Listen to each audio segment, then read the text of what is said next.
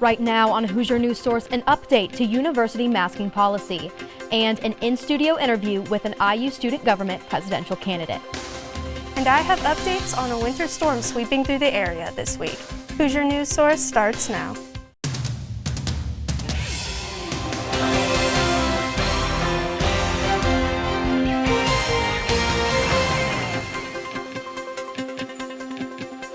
Hello and welcome to Hoosier News Source. I'm Olivia Oliver. IU recently made changes to their COVID-19 policies. Hoosier News Source reporter Carly Rasmussen is here in studio to share more on these changes. Carly? Thanks, Olivia. IU's Office of the Provost announced last week that lecturers in classrooms no longer need to wear masks when speaking in front of their class, and that masks will be optional indoors starting Friday, March 4th. IU's COVID numbers are dropping across all campuses, with only 84 positive tests out of 115,000 students, faculty, and staff. IU Director of Media Relations Chuck Carney said that these decisions will be evaluated closely and are subject to change.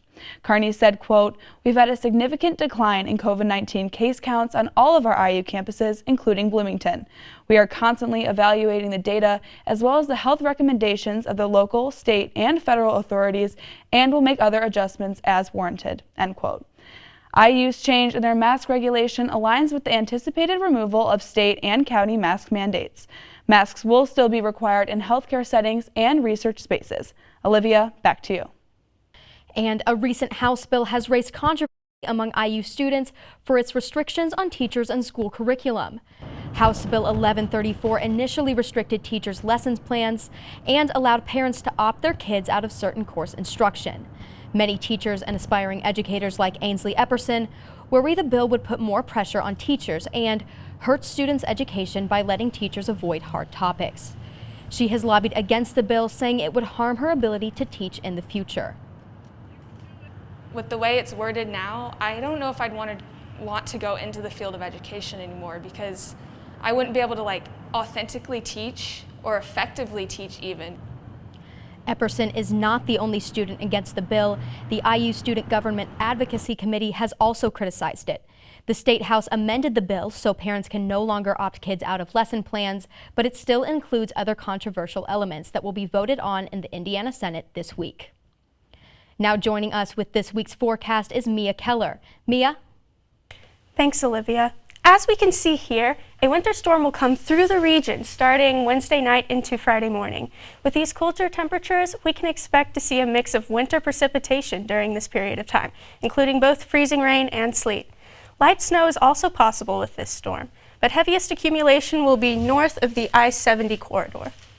For Bloomington, expect some hazardous travel conditions and slick roads as we close out the week. Let's see how this storm will affect the men's basketball game against Maryland on Thursday. For Thursday afternoon and the evening hours, expect occasional periods of rain and a wintry mix as temperatures hover around freezing. Make sure to remember to bring an umbrella or raincoat before you begin the walk to Assembly Hall. Temperatures will continue to drop as the night goes on, so plan accordingly and dress warm. Now, let's take a look at the rest of the week. Due to the recent winter storm, we can expect some flurries to close the week. We could also see a few flurries as we get into Sunday, as that colder air sticks around. As we get into next week, expect less precipitation and more sunshine. While some days will be fairly sunny, colder air will continue to hang around until early next week, with temperatures slowly warming back into the upper 30s and 40s. Stay safe and warm and have a great week. Olivia, back to you. Thanks, Mia. Coming up on Hoosier News Source, the Unite campaign joins us in studio to discuss their platform for the upcoming IUSG election. And we have the latest on Hoosier athletics and what's going on around the world. Stay with us.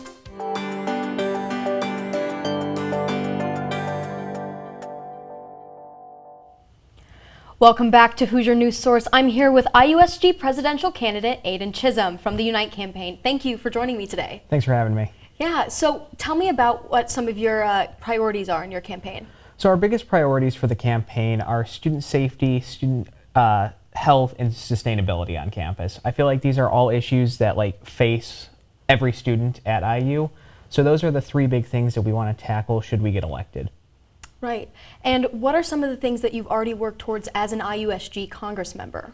Yeah, so we've actually done a lot this past year. IUSG was kind of at like a crossroads because we did have a lot of issues last year with like the election and everything. I'm sure most people remember that. So we did a lot of work to fix the bylaws to make sure that we don't have that issue again. When it comes to advocacy, IUSG Congress has put out a proclamation to replace the remaining 15% of light bulbs that aren't LED on campus for sustainability. I personally have written a proclamation that is about the Kelly Wells crosswalk on 10th Street, which I know everyone hates. So we're still waiting for the university to kind of pick that up. But those are a lot of the like external things that we've done, and we're working to get more done this semester. Right. And what are some of the improvements that you think IU needs right now? Right now, I think what IU is lacking is actual like input from the students. I think that, there are so many great things out there, like the Grad Student Worker Coalition, the Students for a Green New World, that the administration quite simply just isn't listening to. So I think IUSG has like the big power of being the liaison between the students and the administration. So it's making sure that, we all face the same issues on campus, and, we all face different issues as well. But when they're not being listened to, that's a big issue that we face, and I think that I want to push the administration to listen to student issues more. Right. And can you tell me a little bit about what sets your campaign apart from the Thrive campaign? Yeah, I think that a big thing that we have going for us is that Alita and I have experience in IUSG. IUSG is primarily a advocacy organization, and I do think that an outsider can come in and do good work. However, in order to advocate well, you have to understand the system. And Alita and I, through the Unite campaign and through our time in Congress, have been working directly with the system that's in place that allows us to know how to advocate the best.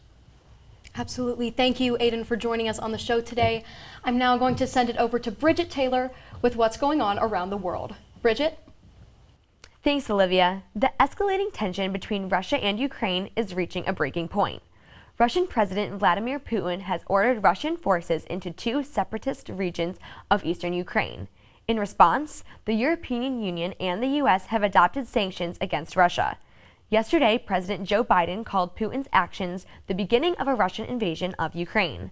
Biden also approved the movement of U.S. troops currently stationed in Europe to continue support for the NATO allies and said that sanctions on Russia will increase if Russia continues its military action. Over in Brazil, a landslide has left 171 people dead.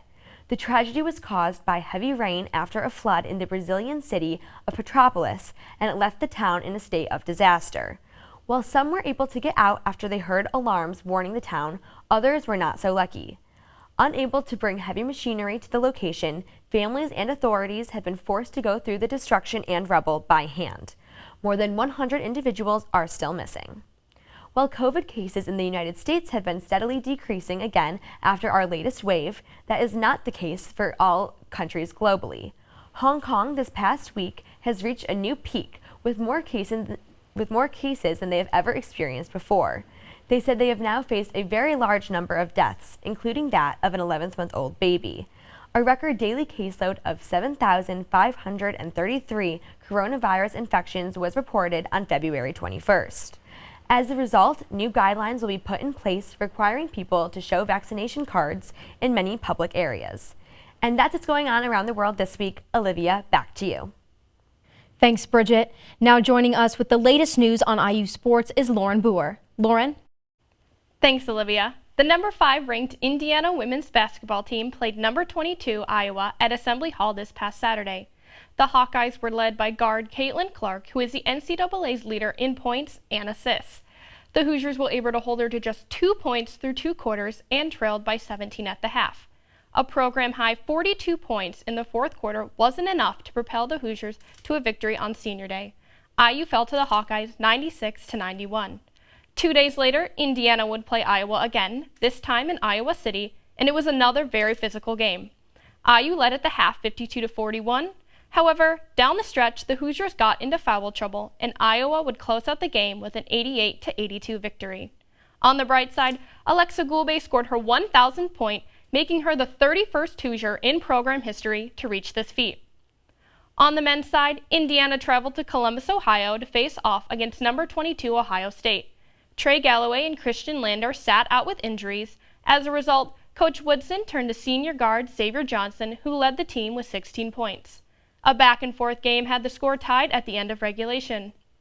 In overtime, the Hoosiers' offense struggled. They missed their final 7 shots, and the Buckeyes would pull away with the win, 80-69.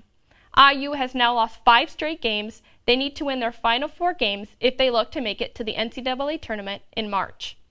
Looking forward to what's coming up this week, both the men's swim and dive and track and field teams compete in the Big Ten championships, while water polo and baseball hit the road to play in tournaments.